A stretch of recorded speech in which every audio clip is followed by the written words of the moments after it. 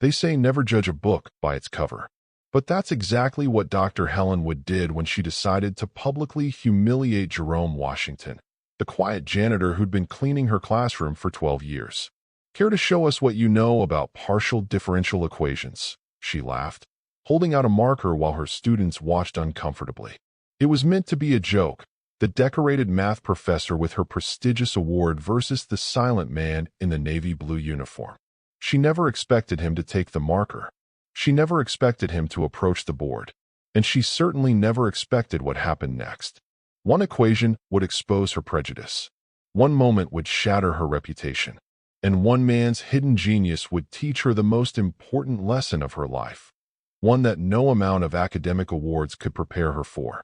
Sometimes the most brilliant minds are found in the most unexpected places. And sometimes, karma doesn't wait to balance the equation. The fluorescent lights of Westridge University's mathematics building flickered slightly as Dr. Helen Wood erased the whiteboard with sharp, aggressive strokes. The clock on the wall read 8:47 p.m., nearly 3 hours after her advanced calculus lecture had ended. Her reflection in the classroom windows showed a woman whose perfectly styled hair and designer blazer contrasted with the frustration etched across her face. "Idiots," she muttered, tossing a stack of midterm exams onto her desk. 4 years of college, and they still can't grasp basic principles of multivariable calculus. At 38, Dr. Wood had already secured tenure, published 3 textbooks, and just last week, received the prestigious Falkirk Award for Mathematical Excellence. Yet tonight, she found herself stumped by a particularly elegant problem she wanted to present in tomorrow's lecture, a problem that would surely stump her students as well. She scribbled furiously on the board, the squeak of the marker punctuating the silence of the empty classroom. The equation sprawled across the board, complex and beautiful in its mathematical intricacy. "Damn it," she whispered, stepping back to examine her work. Something wasn't connecting. The solution remained just beyond her grasp. Outside in the hallway, the steady squeak of rubber wheels announced the arrival of the night janitor's cleaning cart. Jerome Washington pulled his cart to a stop outside room 307, adjusting his navy blue uniform before entering. At 42, Jerome's face carried the lines of someone who had weathered life's storms with quiet dignity. His large hands, calloused from years of work, gripped the handle of his mop as he entered the classroom. "Evening, Professor," he said softly, his deep voice carrying a gentle southern cadence. "Don't mind me. Just need to empty the trash and mop up." Dr. Wood barely looked up. "Fine, Jerome. Just try not to disturb anything." Jerome nodded and went about his work methodically, the same way he had for the past 12 years. He moved quietly, emptying trash bins and wiping down surfaces with practiced efficiency. As he worked, the door opened again, and 2 students entered. Zoe Palmer and Tyler Rodriguez, both seniors in Dr. Wood's class who had been studying in the adjacent computer lab. "Dr. Wood," Zoe called out, tucking a strand of auburn hair behind her ear. "We were wondering if you posted the study guide for." She stopped mid-sentence, noticing the complex equation on the board. "Whoa, is that for tomorrow?" Dr. Wood turned, annoyed at the interruption. "Yes, though I doubt half the class will understand it, given how poorly you all performed on the midterm." Tyler fidgeted with his backpack strap. "That looks intense." "It's actually quite beautiful," Dr. Wood said, her voice softening slightly as she turned back to the board. "This problem demonstrates the practical application of partial differential equations in fluid dynamics. I've been working on the most elegant solution for tomorrow's lecture." Jerome continued mopping quietly in the back of the room, his eyes occasionally drifting toward the whiteboard. "Still," Dr. Wood continued, frustration creeping back into her voice, "I'm beginning to think I should simplify everything. Judging by the blank stares I get daily, most of you would struggle with basic algebra, let alone this level of calculus." Zoe and Tyler exchanged uncomfortable glances. Dr. Wood had been particularly harsh since winning her award. The professor's phone chimed with a notification. She glanced down at the screen and smiled. "Well, would you look at that? The university just issued a press release about my Falkirk Award. They're calling me one of the brightest mathematical minds of the decade." She held up her phone to show the students, who nodded with forced enthusiasm. Perhaps it was the late hour, or the validation of the press release, or the frustration with her stalled solution. But something prompted Dr. Wood to turn her attention to Jerome, who was quietly mopping near the door. "You know what's fascinating, Jerome?" she said, her voice carrying a subtle edge. "I spent 8 years getting my PhD to understand these equations. 8 years of my life dedicated to mathematical theory." She gestured to the board with a sweep of her hand. "And most of my senior students can't even grasp it after 4 years of college." Jerome continued mopping, his eyes now fixed on the floor. "Tell me, Jerome," Dr. Wood said, leaning against her desk with an air of superiority, "what do you make of it?" The room fell silent. Zoe and Tyler shifted uncomfortably. "Dr. Wood," Zoe began softly, "we should probably let Jerome finish his." "No, I'm genuinely curious," Dr. Wood interrupted, her voice dripping with condescension. "Jerome's been cleaning around mathematical formulas for what, 10 years now?" 12, Jerome replied quietly, still not looking up. 12 years. Surely some of it must have rubbed off. She laughed, gesturing toward the board. "What do you say, Jerome?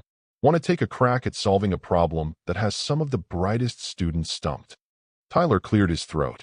"Dr. Wood, maybe we should." "It's a joke, Tyler." Dr. Wood cut him off sharply. "I'm just having a bit of fun." She turned back to Jerome. "No offense intended, of course." Jerome finally stopped mopping and looked up, his dark eyes meeting Dr. Wood's for a brief moment. "None taken, Professor." Something in his gaze made Dr. Wood uncomfortable, but she pressed on, lifting a dry erase marker and holding it out. "So, care to show us what you know about partial differential equations?" The tension in the room was palpable. Zoe looked mortified, while Tyler stared at the floor. Jerome stood perfectly still, his mop gripped tightly in one hand. "Come on, Jerome," Dr. Wood continued, waving the marker. "Just for laughs. Who knows? Maybe you're a hidden genius." She chuckled at her own joke. After what seemed like an eternity, Jerome carefully leaned his mop against the wall and walked slowly to the front of the room. His movements were deliberate, dignified. He took the marker from Dr. Wood's hand without a word. "This should be entertaining," Dr. Wood said, stepping back and crossing her arms. She shot a conspiratorial smile at Zoe and Tyler, but neither student returned it. Jerome stood before the board, studying the equation silently. The fluorescent lights hummed overhead, and somewhere in the building, a door slammed shut. Dr. Wood's smile began to fade as seconds turned to minutes, and Jerome remained motionless, marker in hand. "Well?" she finally said, impatience clear in her voice. "Nothing coming to mind." Jerome turned to look at her, his expression unreadable. "May I?" he asked quietly, gesturing to the board. Dr. Wood raised her eyebrows in surprise. "By all means," she replied with a dismissive wave. "Show us what you've got." As Jerome turned to the board, Dr. Wood caught Zoe pulling out her phone. She shot the student a warning glance, but Zoe had already positioned it to record, her face a mixture of anxiety and curiosity. Jerome uncapped the marker and began to write. The first few strokes were hesitant, but then his hand moved with increasing confidence. Numbers, symbols, and variables flowed from the marker with unexpected precision. He worked methodically, his large frame obscuring much of the board from view. Dr. Wood's smug expression gradually transformed into confusion, then disbelief. Jerome wasn't just making random marks. He was working through the problem with clear mathematical logic. "What is he doing?" Tyler whispered to Zoe, who could only shake her head in amazement. After several minutes, Jerome stepped back from the board. What had once been a single complex equation was now accompanied by a series of elegant mathematical proofs, a solution pathway that Dr. Wood had never considered. The room was completely silent. Dr. Wood stared at the board, her mouth slightly open, as she processed what she was seeing. The solution was not only correct, it was brilliant. It approached the problem from an angle she hadn't even considered, using a mathematical shortcut that simplified the entire process. She began, but words failed her. She stepped closer to the board, examining Jerome's work with growing astonishment. "That's not possible." Jerome capped the marker and placed it carefully on the ledge beneath the whiteboard. Without a word, he turned and walked back to his mop.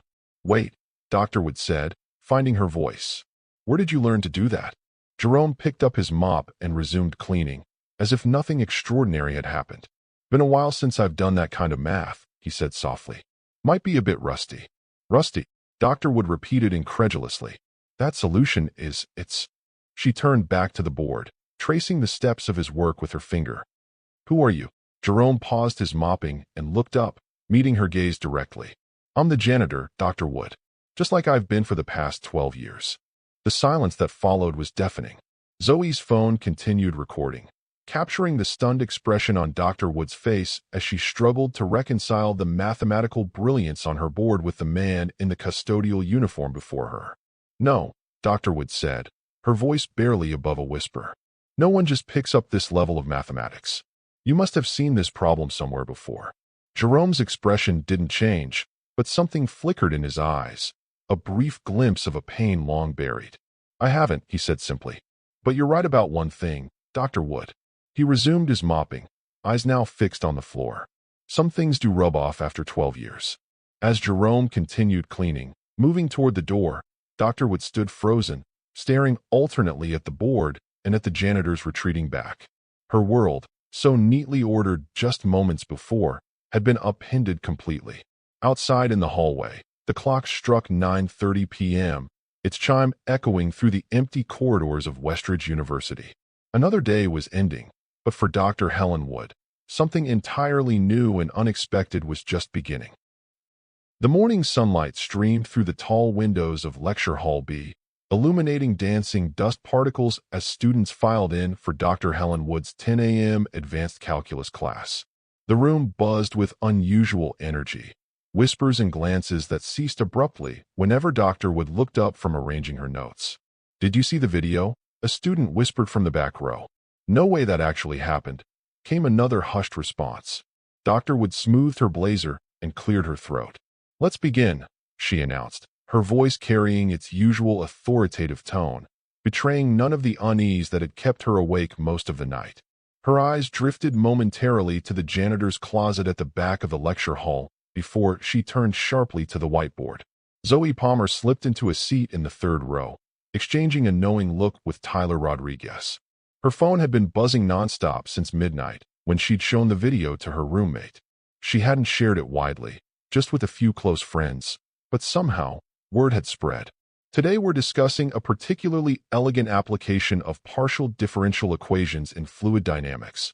Dr. Wood began, writing the same equation from last night on the board.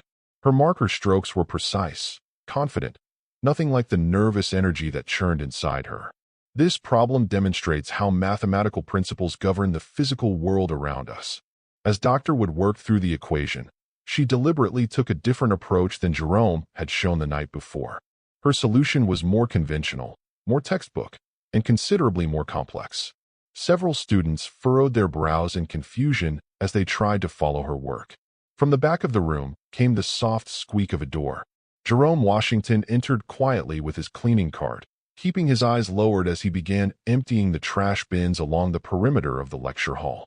It was unusual for him to be cleaning during class hours, but the building manager had switched his schedule for the week.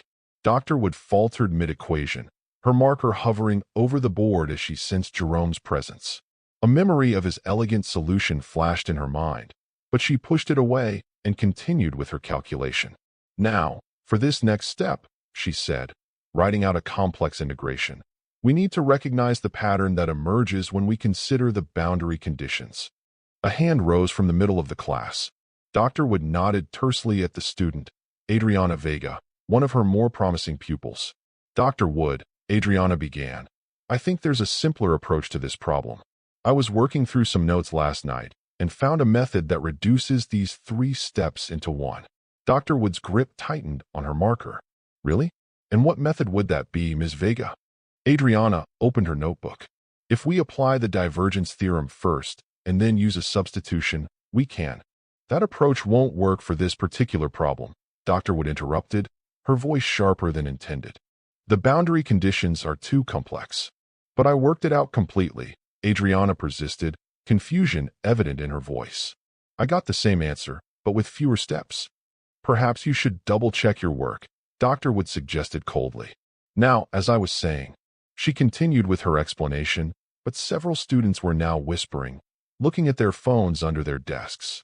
Dr. Wood felt a bead of sweat form at her temple. In her peripheral vision, She could see Jerome methodically working his way around the room, seemingly oblivious to the lecture. "Professor," another student called out, David Lynn, seated near the front. "I'm stuck on step 4. Could you explain why we're taking the partial derivative with respect to x before applying the boundary condition?" Dr. Wood blinked. It was a good question, one that highlighted a weakness in her approach. She opened her mouth to respond, but suddenly found herself uncertain. The elegant shortcut that Jerome had demonstrated the night before would have avoided this issue entirely. "Well," she began, "it's standard procedure too." She stopped, realizing the explanation wasn't making sense even to herself. The classroom fell silent as students watched her struggle. Dr. Wood rarely faltered during lectures. Some students exchanged confused glances. Others looked down at their notes, embarrassed for her. In the back of the room, Jerome paused his cleaning, his eyes now on the board. He seemed to be considering something, his brow furrowed slightly. "The reason," Dr. Wood tried again, her voice less confident, "is that we need to establish the vector field before we can properly address the boundary conditions." More whispers. A student in the front row was openly looking from his phone screen to Jerome and back again. "That's not right," said a quiet voice from the back of the room. Every head turned. Jerome stood by his cleaning cart, his eyes still on the board. The room fell completely silent. "Excuse me," Dr. Wood said, her voice barely controlled. Jerome seemed to realize he had spoken aloud. He looked down, continuing to clean. "My apologies, Professor. Not my place." But Dr. Wood couldn't let it go. Last night's humiliation burned fresh in her mind, amplified by the whispers and glances she'd endured all morning. "No, please, Jerome," she said with forced politeness. "Since you seem to have opinions on advanced calculus, why don't you share with the class?" The silence in the room grew heavier. Students shifted uncomfortably in their seats. Several more phones appeared, discreetly positioned to record. "It's nothing," Jerome said quietly. "Just thinking out loud." "I insist," Dr. Wood pressed, gesturing to the board. "If I've made an error, I'd certainly want to know about it." Her tone made it clear she believed no such error existed. Jerome stood still for a moment, then slowly walked to the front of the classroom, every eye following him. He stopped at the board, studied it for a moment, then turned to face Dr. Wood. "The issue is with the sequence," he said softly, so that students had to lean forward to hear him. "If you apply the boundary conditions first, then take the derivative, the solution becomes much clearer." Dr. Wood's face flushed. "That's not the standard approach taught in advanced calculus." "No," Jerome agreed. "But mathematics isn't always about following the standard path." "And where did you study mathematics, Jerome?" Dr. Wood asked, her voice dripping with sarcasm. "Between mopping floors?" The cruelty of her words hung in the air. Several students looked down, uncomfortable with their professor's behavior. Zoe's hand tightened around her phone as she continued recording. Jerome didn't respond immediately. He looked at the board again, then picked up a marker. "May I?" he asked quietly. Before Dr. Wood could object, he began to write. His movements were more confident than the night before, his symbols flowing across the board with practiced ease. The class watched in stunned silence as the janitor worked through the problem, explaining each step in a clear, quiet voice that gradually grew stronger. "By approaching it this way," Jerome continued, completing his solution, "we avoid the circular logic in step 4 and reach the same conclusion more efficiently." The solution was elegant, beautiful, and undeniably correct. Even Dr. Wood couldn't find a flaw in it. For a moment, no one spoke. Then, slowly, Adriana Vega began to clap. Others joined in until applause filled the lecture hall. Jerome capped the marker and set it down, clearly uncomfortable with the attention. Dr. Wood stood frozen, her professional reputation crumbling before her eyes. Then, something hardened in her expression. "Well," she said, forcing a smile, "it seems I've been holding out on you all. I've been working with Jerome on some new approaches to these problems." She stepped forward, placing herself between Jerome and the class. "This is actually a demonstration I planned, to show you how the same problem can be approached from different angles." Jerome looked at her, surprised by the blatant lie. "In fact," Dr. Wood continued, gaining confidence, "this alternative approach that Jerome has shown you is something we've been developing together. A little unorthodox, I know, having a staff member assist with demonstrations, but I believe in showcasing mathematical thinking from all quarters." She turned to Jerome, her smile not reaching her eyes. "Thank you, Jerome, for helping demonstrate the solution we worked on last night." The room went completely silent. Near the back, Tyler's mouth fell open in shock at the professor's audacity. Zoe's hand trembled slightly as she continued recording. Jerome looked at Dr. Wood for a long moment. Something passed between them, a silent acknowledgement of what was happening. Then, without a word, he nodded, turned, and walked back to his cleaning cart. "Let's continue," Dr. Wood said briskly, erasing Jerome's work and beginning a new problem on the board. She launched into an explanation, her voice too loud, too bright. But the damage was done. As Jerome quietly resumed his cleaning, students were already sending messages and sharing videos. By lunchtime, both encounters, last night's challenge and today's theft of credit, would be circulating across campus. After class, as students filed out in unusual silence, Dr. Wood gathered her notes with trembling hands. She looked up to find Zoe Palmer standing before her desk, phone in hand. "That was wrong," Zoe said simply. "Excuse me," Dr. Wood replied, her voice icy. "What you did to Jerome, taking credit for his work, it was wrong." Dr. Wood's eyes narrowed. "Ms. Palmer, I suggest you be very careful about making accusations against a tenured professor." "It's not an accusation when there's proof," Zoe replied, lifting her phone slightly. "First you humiliate him, then you steal his work." "I did no such thing," Dr. Wood hissed. "And if I see any videos circulating, I'll know exactly who to hold responsible. Think carefully about your academic future, Ms. Palmer." Zoe held her ground for a moment, then turned and walked away, her shoulders stiff with anger. Alone in the classroom, Dr. Wood sat heavily in her chair, her carefully constructed world beginning to unravel. She had spent decades building her reputation, climbing to the top of her field, earning respect and accolades. How could it all be threatened by a janitor?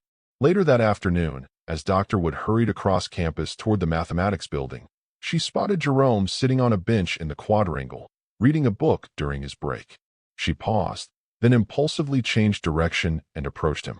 "Jerome," she said curtly. He looked up, his expression neutral. "Dr. Wood, I want to know how you did it," she demanded without preamble. "Did you look up solutions online? Have you been studying my lecture notes after hours?" Jerome closed his book, Advanced Topics in Theoretical Physics, and regarded her calmly. "No, ma'am." "Then how?" she pressed. "No one just intuitively understands advanced calculus without formal training." Jerome was quiet for a moment, considering his response. "I had formal training," he finally said. "A long time ago." "What are you talking about?" Jerome sighed, looking past her at the students crossing the quadrangle. "I was accepted to MIT when I was 17. Full scholarship. Completed nearly 3 years of a double major in mathematics and physics." Dr. Wood stared at him, disbelief evident on her face. "What happened?" "My mother got sick. Cancer. No insurance." His voice remained steady, matter of fact. "I was her only family. Had to drop out to care for her and work to pay the medical bills." "But why didn't you go back?" After she died?" Jerome finished for her. "By then I had hospital debts, funeral costs. The scholarship was gone. And then one job became another, and years passed." He shrugged slightly. "Life happens, Dr. Wood." She stood speechless, the implications of his words sinking in. "I keep up as best I can," Jerome continued, tapping the book in his lap. "The university library has a good collection. Sometimes professors leave interesting problems on their boards." A faint smile touched his lips. "I solve them at night. Helps pass the time while I clean." Before Dr. Wood could respond, her phone chimed with a notification. She glanced down to see an email from Dean Patricia Winters. "Please come to my office immediately regarding this morning's incident in your calculus lecture." Dr. Wood's blood ran cold.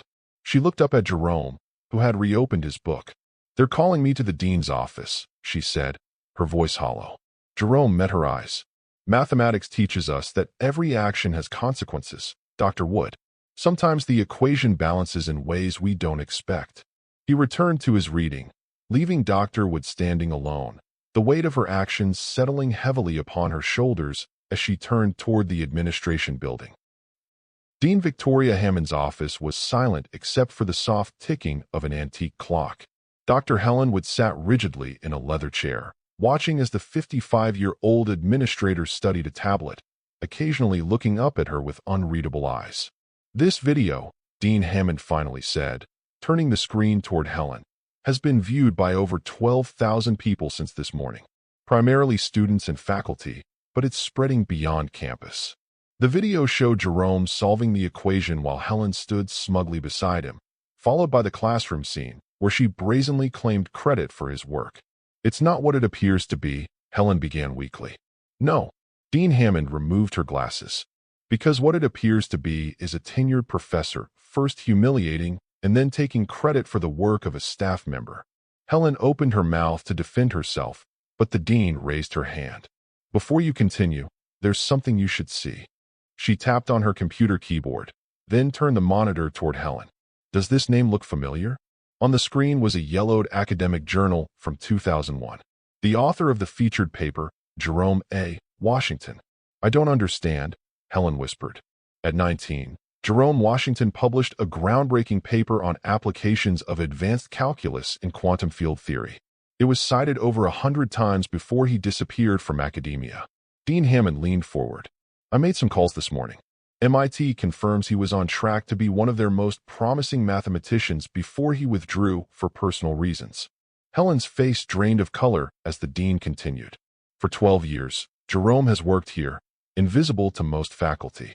Did you know he's been solving theoretical problems left on boards across campus for years? Several professors thought they were having breakthroughs in their sleep."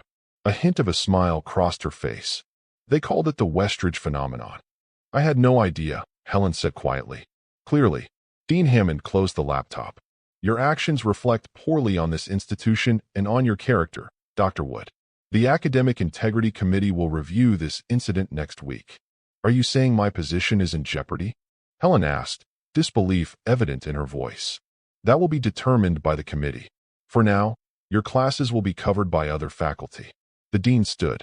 "And the Falkirk Award Committee has requested the return of your medal pending review." Helen felt her carefully constructed world crumbling around her. "This is absurd. All because of a janitor. A mathematical genius," Dean Hammond corrected sharply, "who you chose to humiliate for your own amusement. That's the absurdity here, Dr. Wood."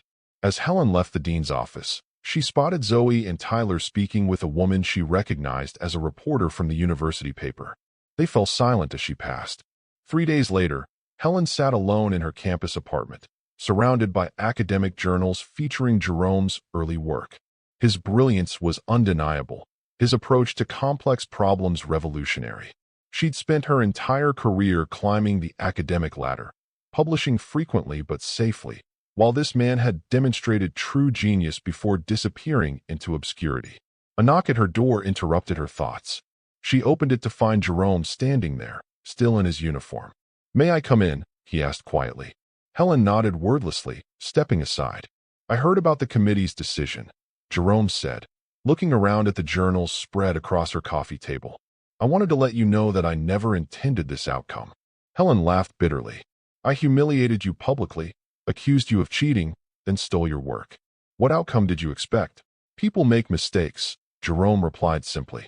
"Why are you here?" Helen asked, genuinely puzzled. Jerome handed her an envelope. "Stanford offered me a position, research professorship and funding to complete my degrees." "Congratulations," Helen said stiffly. "You certainly deserve it." "Thank you." Jerome paused. "Before I leave, I wanted to ask about your daughter." Helen looked up sharply. "What about Lily?" "Zoe mentioned she's struggling with calculus. Might not graduate high school this year." Helen's shoulders slumped. "Yes, math has always been difficult for her. The irony isn't lost on me." Jerome nodded thoughtfully. "I've established a scholarship in my mother's name for underprivileged students. Lily would qualify under the new financial circumstances." Helen stared at him, stunned. After everything she'd done, he was offering to help her daughter. "Why would you do that?" she whispered. "Because breaking cycles matters more than holding grudges," Jerome said. "Besides, I'll need teaching assistants at Stanford." 6 months later, a different Helen would sat in the back row of a Stanford lecture hall, watching Jerome captivate students with his brilliant, accessible teaching style. Beside her sat Lily, now thriving under Jerome's mentorship. As the lecture ended and students filed out, Lily turned to her mother. Professor Washington wants us to join him for lunch. He's going to show me his new theorem. Helen nodded, watching as Jerome gathered his notes. You go ahead. I'll catch up. Alone in the emptying hall, Helen reflected on how completely her life had changed. She now worked as a high school mathematics teacher, a position that once would have seemed beneath her, but which she'd grown to love. She'd found satisfaction in helping struggling students understand concepts that had always come easily to her. Jerome looked up and noticed her waiting. He gave a small wave, which she returned. They would never be friends, exactly. But they had found something perhaps more valuable: mutual respect forged through adversity and redemption. As Helen rose to join them for lunch, she thought about the equation that had started it all, the one Jerome had solved so elegantly that night. In mathematics, there was often more than one path to the correct solution. The same, she had learned, was true in life.